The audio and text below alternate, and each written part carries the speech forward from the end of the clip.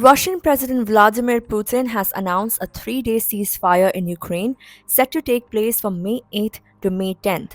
The Kremlin expects Ukraine to honor the agreement but warned that any violation would result in a strong and immediate response from Russian forces. The ceasefire aligns with Russia's Victory Day celebrations on May 9th, marking the end of World War II, a deeply symbolic event in the Russian national memory.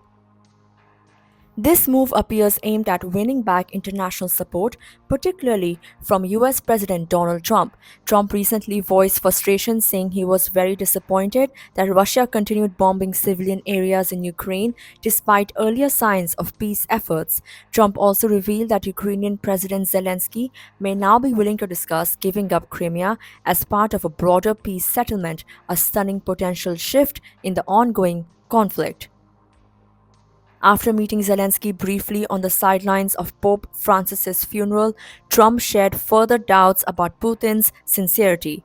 Posting on social media, he said he feared Putin was tapping me along, pretending to negotiate while continuing attacks. Trump questioned whether more aggressive measures like banking or secondary sanctions would be needed to deal with Moscow. The White House, however, described Trump's conversation with Zelensky as very productive, and Zelensky himself called it potentially historic. I think the meeting went well. We'll see what happens over the next few days. We'll probably learn a lot.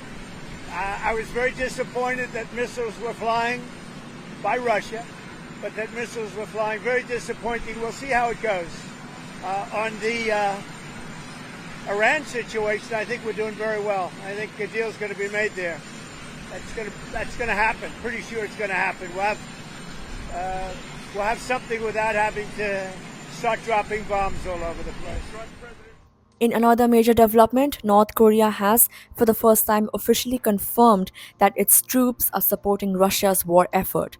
Kim Jong-un stated that deployment aims to annihilate and wipe out the Ukrainian neo-Nazi occupiers and help liberate contested regions like Kursk. The admission deepens international concerns about the growing alliances backing Russia's invasion.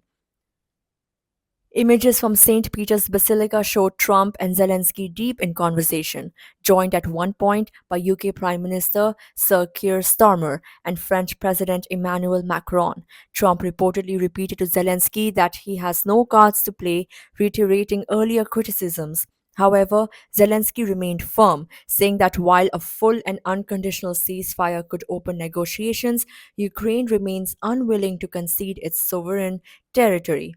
As global eyes watch the next steps, the brief ceasefire may either signal a turning point or yet another false dawn in the brutal war. Stay tuned for more updates.